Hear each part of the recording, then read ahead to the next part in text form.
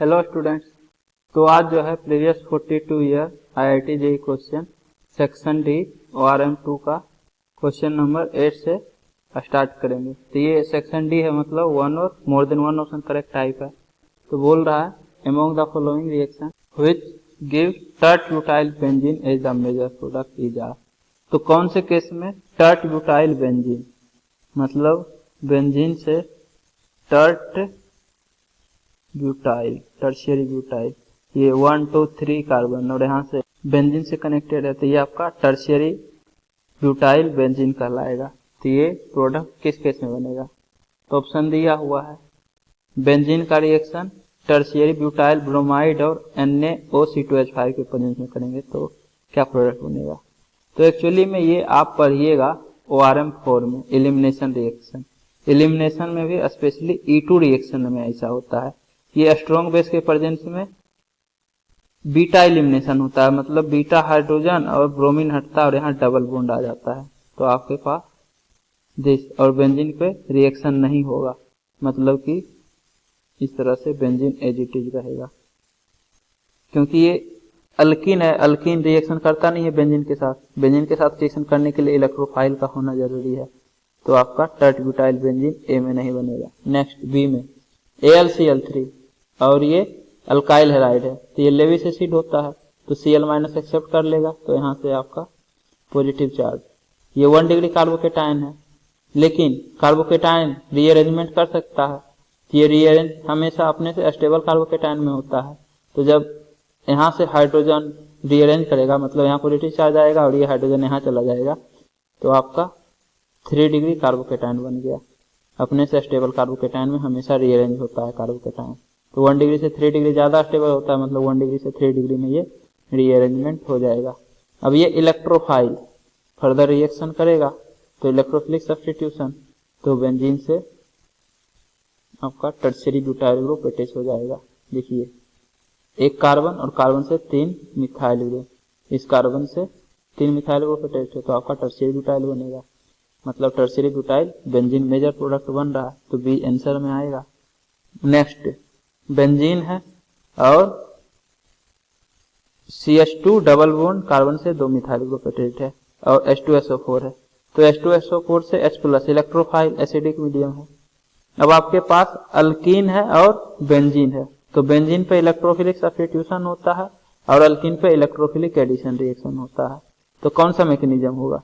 Electrophilic addition mechanism fast होता है, बहुत बार हम पहले भी बता चुके हैं। इलेक्ट्रोफिलिक सब्स्टिट्यूशन से मतलब इलेक्ट्रोफाइल H+ जो है अल्कीन पे रिएक्शन करेगा, तो H+ से टेक करेगा तो पॉजिटिव चार्ज बनेगा, तो डबल बॉन्ड हट जाएगा और ये CH2 जो है वो CH3 बन जाएगा एक H+ एक्सेप्ट करके, और इस कार्बन से पॉजिटिव चार्ज और इससे 2 मिथाइल ग्रुप अटैच्ड है। अब ये जो इलेक्ट्रोफाइल है फर्दर इलेक्ट्रोफिलिक सब्स्टिट्यूशन करेगा, तो फिर से आपका यही वाला सेम प्रोसीजर, कार्बोकेटाइन बनने के बाद ये बेंजीन के साथ फ्रीडल क्राफ्ट अल्काइलेशन रिएक्शन भी इसको बोलते हैं। ये बी जो है ये एक्चुअली में फ्रीडल क्राफ्ट है कि बेंजीन का रिएक्शन RCl/AlCl3 से करवाते हैं, वही प्रोसेस यहाँ पे भी है। मेन काम है कि कार्बोकेटाइन बनना चाहिए जो कि फर्दर रिएक्शन करेगा, तो फिर से बेंजीन से टर्शियरी ब्यूटाइल ग्रुप अटैच हो जाएगा, तो एक कार्बन उससे 3 मिथाइल ग्रुप, तो टर्शियरी ब्यूटाइल बेंजीन बनेगा मेजर प्रोडक्ट, तो सी भी आंसर होगा।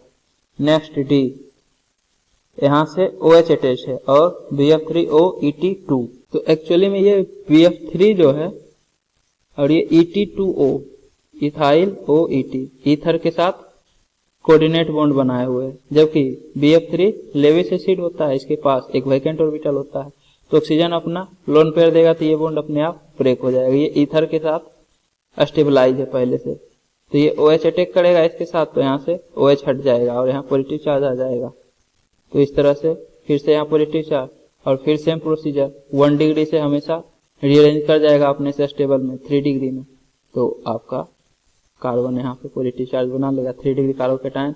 अब ये इलेक्ट्रोफाइल फिर फर्दर अटैक करेगा तो फिर से टर्शियरी ब्यूटाइल बेंजीन बनेगा मेजर प्रोडक्ट, तो इस केस में डी आंसर होगा। तो BCD में आपका major product tertiary butyl benzene बन रहा है, ए में नहीं बन रहा है। ए में एलिमिनेशन रिएक्शन हो रहा है, इसके बारे में आप डिटेल में पढ़िएगा ORM4 में। तो अभी बस जान लीजिए कि ये नहीं होगा, अल्कीन बनेगा इस केस में, बाकी सब के बारे में तो बता ही चुके हैं हम। नेक्स्ट 9th क्वेश्चन है the correct statement for the following addition reaction is are. तो एडिशन रिएक्शन है, इसके बारे में आपको करेक्ट स्टेटमेंट बताना है। तो इसमें जो है ये ट्रांस स्ट्रक्चर है और ब्रोमिनेशन हो रहा है, तो ब्रोमिनेशन हमेशा एडिशन होता है, मतलब एंटी एडिशन। ट्रांस और एंटी के केस में मीजो प्रोडक्ट बनता है, तो मीजो प्रोडक्ट मतलब एक प्रोडक्ट बनेगा, लेकिन यहाँ एम एंड एन लिखा हुआ है, मतलब M and N identical product होगा। नेक्स्ट सेकेंड सिस है और सिस में एंटी एडिशन हो रहा है, तो सिस और एंटी के केस में रेशमिक मिक्सचर बनता है, मतलब इनांसियोमर बनेगा, तो O और P एक दूसरे का इनांसियोमर कहलाएगा। अब आप एग्जैक्ट प्रोडक्ट बना लीजिए, तो देखिए कार्बन डबल बॉन्ड कार्बन और इस तरह से CH3 हाइड्रोजन, फिर यहाँ से हाइड्रोजन है और इस तरफ CH3, ये ट्रांस है। अब इस तरह से लिखने से क्या होगा कि आपको साउहॉर्स प्रोजेक्शन वगैरह बनाने में आसानी होगा। Br2 तो एंटी एडिशन होगा, तो एक बार ब्रोमीन इधर से ऐड होगा ऊपर से, तो इस केस में नीचे से Br ऐड होगा, तो आपका साउहॉर्स प्रोजेक्शन बन गया। ऊपर से Br और नीचे से Br ऐड कर दीजिए।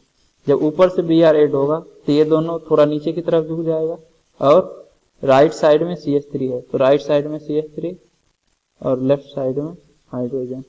नेक्स्ट इस केस में ये नीचे से टिक किया तो ये दोनों बॉन्ड थोड़ा ऊपर की तरफ शिफ्ट होगा, राइट साइड में हाइड्रोजन है तो राइट साइड में हाइड्रोजन और लेफ्ट साइड में CH3।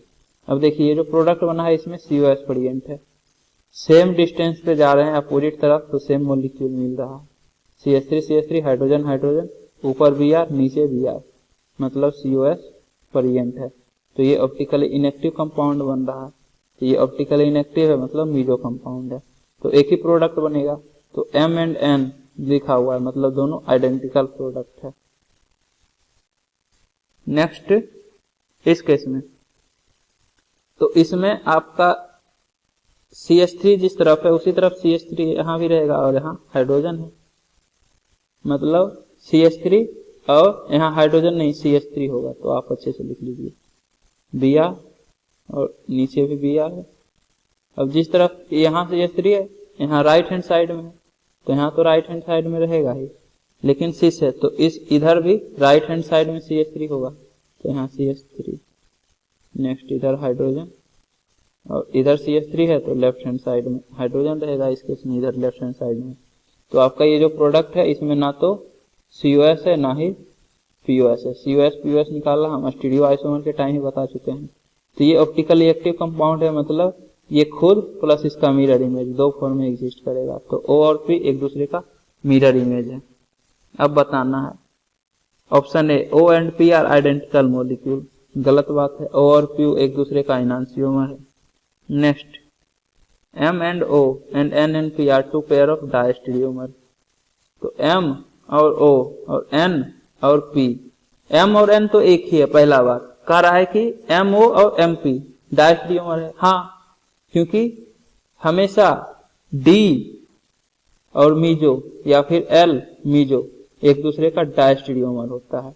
अब O एंड P में कोई एक D होगा, अगर ये D है तो इसका इनांसियोमर L होगा, अगर P D है तो ये L होगा, तो कोई भी D हो तो O और मीजो मतलब O मीजो या P मीजो दोनों एक दूसरे का डायस्टीरियोमर होगा, तो M एंड O या N एंड P बोलिए दोनों डायस्टीरियोमर है। N को आप M एज्यूम कीजिए, M और N आइडेंटिकल ही है, एक ही मॉलिक्यूल को बोल रहा है यहाँ पे।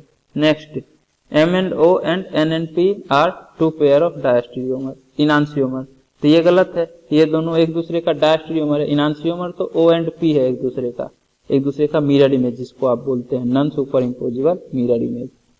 Next bromination proceeds through trans addition in both the reaction, तो ब्रोमिनेशन में ट्रांस एडिशन कहने का मतलब एंटी एडिशन, अपोजिट साइड से एडिशन होगा, तो सही बात है, तो इसका आंसर बी और डी होगा। अब जो है आपको ये M और N का स्टोरी बताते हैं कि एक्चुअली में M और N क्यों लिखा हुआ है।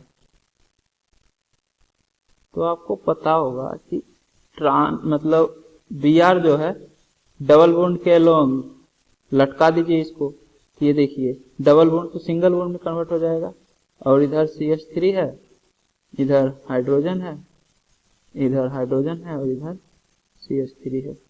अब Br इस तरह से टांग दीजिए, ऊपर टांग दीजिए Br प्लस, तो एक पॉसिबिलिटी है कि इस वाले कार्बन पे नेक्स्ट Br माइनस अटैक करे, दूसरा पॉसिबिलिटी है कि इस वाले कार्बन पे अटैक करे। तो जब इस वाले कार्बन पे अटैक करेगा तो ये बॉन्ड ब्रेक होगा, जब इस वाले पे अटैक करेगा तो ये बॉन्ड ब्रेक होगा। तो आप करके देख लीजिए, ये वाला बॉन्ड मान लीजिए अटैक मतलब ब्रेक करवाते हैं, यहाँ पे अटैक करवाते हैं तो यहाँ नीचे से Br और ये ऊपर Br आ जाएगा। नेक्स्ट राइट साइड में CH3 है, लेफ्ट साइड में हाइड्रोजन है, इसमें राइट साइड में हाइड्रोजन है और लेफ्ट साइड में CH3 है। ये देखिए राइट साइड में हाइड्रोजन। अब इस बॉन्ड को ना ब्रेक करके इस बॉन्ड को ब्रेक कीजिए, तो अब यहाँ से ब्रेक होगा तो ये वाला Br ऊपर आएगा और यहाँ से नीचे, तो इस कार्बन से Br ऊपर अटैच होगा। नेक्स्ट यहाँ से नीचे Br अटैच होगा। अब राइट साइड में CH3, लेफ्ट साइड में हाइड्रोजन, इस केस में लेफ्ट साइड राइट साइड में हाइड्रोजन और लेफ्ट साइड में CH3। अब आप इसको M बोल दीजिए, इसको N बोल दीजिए, और दोनों को आप जब देखिएगा तो ये दोनों कन्फॉर्मेशनल आइसोमर है, मतलब एक दूसरे में इंटर कन्वर्टिबल हो जाता है। कैसे? तो इंटर कन्वर्टिबल करने के लिए क्या करना पड़ेगा, या तो इस बॉन्ड को आप 180 डिग्री रोटेट कर दीजिए और इसको भी 180 डिग्री रोटेट कर दीजिए, या इसमें इन दोनों बॉन्ड को 180 डिग्री रोटेट कर दीजिए किसी एक को, ताकि दोनों ब्रोमीन एक तरफ आ जाए। जैसे यहाँ नीचे है तो इसमें भी नीचे आ जाएगा, और इसमें नीचे है तो ये ऊपर आ जाएगा। तो रोटेट कीजिए, ये सिग्मा बॉन्ड है इन दोनों कार्बन के बीच में, तो सिग्मा बॉन्ड तो रोटेट होता ही है। तो क्या कीजिए कि इसको रोटेट कर दीजिए, तो Br नीचे आ जाएगा इस केस में, और जब Br नीचे आएगा तो CH3 इस तरफ आ जाएगा, तो इधर CH3 आ जाएगा। नेक्स्ट हाइड्रोजन इस तरफ आ जाएगा। अब इसमें Br ऊपर आ जाएगा और CH3 इधर से इस तरफ आ जाएगा और हाइड्रोजन इस तरफ आ जाएगा। सॉरी, ये CH3 है। अब आप M और N दोनों को एक दूसरे के साथ कंपैरिजन कीजिए, आपको पता चलेगा। एक दूसरे का मिरर इमेज है तो हाँ है, ये देखिए इन दोनों बॉन्ड के लॉन्ग मिरर इमेज बने। ये ऊपर है तो मिरर इमेज में भी ऊपर होगा, ये नीचे है तो मिरर इमेज में भी नीचे होगा। ये CH3 है और CH3 इस तरफ है, मतलब मिरर इमेज में इस तरफ आ जाएगा, और हाइड्रोजन अपोजिट तरफ है तो मिरर इमेज में इस तरफ आएगा। आप इमेजिन कर पा रहे होंगे, लेकिन इसमें आपको बता ही दिए COS परिएंट है। देखिए आप गौर से, COS जब परिएंट है तो ये ऑप्टिकली इनएक्टिव कंपाउंड है, मतलब जो इसका मिरर इमेज बनेगा ऑप्टिकली इनएक्टिव कंपाउंड का, दोनों आइडेंटिकल होता है। तो इसलिए M और N जो है वो आइडेंटिकल है। ऐसा नहीं कि दो प्रोडक्ट इस केस में बनेगा। हमेशा ध्यान रखिए, ट्रांस और एंटी के केस में एक ही प्रोडक्ट बनता है, सिस और एंटी के केस में ऑप्टिकल आइसोमर बनता है, इसलिए दो प्रोडक्ट बनता है। और उल्टा हो जाता है अगर सिन एडिशन रहता है, तो उस केस में ट्रांस और सिन के केस में दो प्रोडक्ट बनता है और सिस और सिन के केस में एक ही प्रोडक्ट बनता है। इसके बाद 10th question, consider the following option for the following reaction sequence. तो आपके पास दिया हुआ है और इन तीनों से रिएक्शन करवाने के बाद Q बनता है, फिर SOCl2 और AlCl3 के साथ रिएक्शन करवाते हैं तो R बनता है, उसके बाद ZnHG और कंसंट्रेटेड HCl के साथ रिएक्शन करवाते हैं तो S बनता है। तो सबसे पहले Hg2 प्लस डाइल्यूट H2SO4, तो हाइड्रेशन होगा तो ट्रिपल बॉन्ड के लॉन्ग H और OH ऐड होगा, तो सबसे पहले H प्लस ऐड होगा एसिडिक मीडियम से, तो H प्लस ऐड होगा तो कार्बोकेटायन बनेगा, तो कहाँ पे पॉजिटिव चार्ज आएगा, तो यहाँ पे यदि पॉजिटिव चार्ज आता है तो ये बेंजीन के साथ कंजुगेशन में रहेगा, तो ट्रिपल बॉन्ड से डबल बॉन्ड में कन्वर्ट हो जाएगा और यहाँ H ऐड हो जाएगा, और फिर OH इस पॉजिटिव चार्ज पे अटैक करेगा तो यहाँ से OH बन अटैच होगा।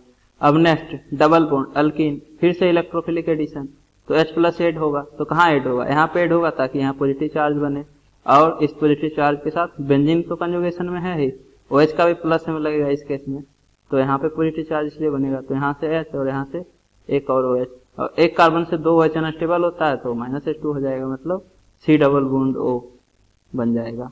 तो आपके पास बेंजीन है और यहाँ से OCH3 अटैच है OMe, और इसके नेक्स्ट कार्बन से दो OH और वो -H2 करके C डबल बॉन्ड O बनाएगा, तो C डबल बॉन्ड O। इसके नेक्स्ट कार्बन से CH2, मतलब यहाँ से CH2, इसके बाद फिर CH2 फिर CHO, उसके बाद CH2 CHO, ये फर्स्ट रिएक्शन हुआ। उसके बाद टोलेंस रिएजेंट है अमोनिकल सिल्वर नाइट्रेट, तो टोलेंस एजेंट एल्डिहाइड के साथ रिएक्शन करता है। ये एक्चुअली में आप ऑक्सीडेशन रिडक्शन के टाइम पढ़ेंगे कि एल्डिहाइड को ये कार्बोक्सिलिक एसिड में ऑक्सीडाइज कर देता है, तो ये CHO से COOH बना लेगा। उसके बाद ZnHg कंसंट्रेटेड HCl, तो इसके बारे में तो डिटेल में आप ऑक्सीडेशन रिडक्शन में पढ़िएगा, लेकिन एक एग्जांपल हम ORM2 में बताए थे, तो वहां पे बोले थे कि बस अभी ध्यान रखिए कि ZnHg/HCl क्या करता है, कार्बोनाइल को रिड्यूस कर देता है अल्केन में, मतलब C डबल बॉन्ड रिड्यूस हो जाएगा CH2 में, तो इस तरह से CH2 हो जाएगा। तो ये आपका Q कहलाएगा। बेंजीन से CH2 CH2 CH2 COOH और OCH3 अटैच रहेगा, Q बन गया। अब इसका रिएक्शन SOCl2 से करवा रहे हैं, तो ये तो RM1 में पढ़े थे कि SOCl2 RCOH को RCOCl बना देता है, मतलब OH की जगह Cl लग जाएगा, plus SO2 plus HCl release होता है, तो उससे तो हमको कोई मतलब ही नहीं है, यहाँ COCl बन जाएगा। अब AlCl3 के साथ रिएक्शन करवाएंगे, तो AlCl3 लेविस एसिड होता है, तो ये लोन पेयर एक्सेप्ट करेगा, तो यहाँ से Cl माइनस बॉन्ड बना लेगा, तो C double bond plus electrophile बन जाएगा, तो बेंजीन, और यहाँ से OCH3। इसके बाद यहाँ से कितना कार्बन एटम है, 1 2 3 4, तो कार्बन कार्बन कार्बन और C डबल बॉन्ड प्लस। अब ये इलेक्ट्रोफाइल अटैक करेगा, तो इस तरह से कितना मेंबर्ड का रिंग बनाएगा, 1 2 3 4 5 6, 6 कार्बन एटम का चेन बनेगा, तो बेंजीन से यहाँ से OCH3 और ये 6 कार्बन एटम, तो जो कार्बन अटैच्ड है इस बेंजीन रिंग से उसी से C डबल बॉन्ड अटैच है, तो यहाँ से C डबल बॉन्ड बनेगा, तो ये आपका R कहलाएगा।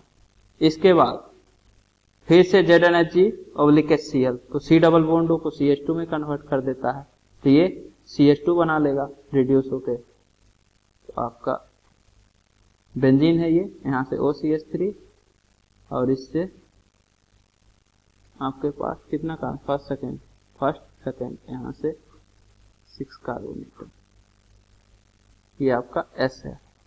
अब आप ऑप्शन में चेक कर लीजिए, Q देखिए OH अटैच करवा रहा है, तो OH थोड़ी ना होगा, Q के केस में CH2 होना चाहिए, तो ये तो Q नहीं हो सकता है।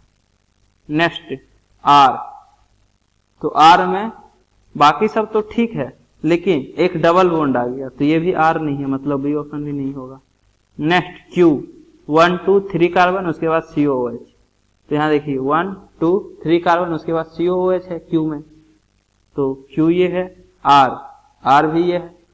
देखिए OCH3 के नेक्स्ट सेकेंड कार्बन से 6 मेंबर्ड रिंग अटैच है, तो OCH3 के नेक्स्ट सेकेंड कार्बन से 6 मेंबर्ड रिंग और डबल बॉन्ड ऑक्सीजन, तो QR तो ये है, तो ऑप्शन C होगा।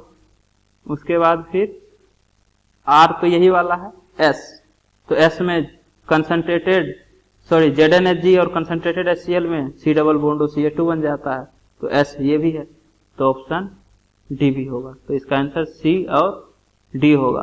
तो यहाँ पे आपका 1 और more then 1 option correct type complete हो गया। अगले लेक्चर में सब्जेक्टिव क्वेश्चन से स्टार्ट करेंगे, सेक्शन E। तो उम्मीद करता हूँ कि आपको ये वीडियो पसंद आई होगी। यदि आपको ये वीडियो पसंद आई है तो इसे लाइक करें, कमेंट करें और अपने दोस्तों के बीच शेयर करना ना भूलें। Thank you.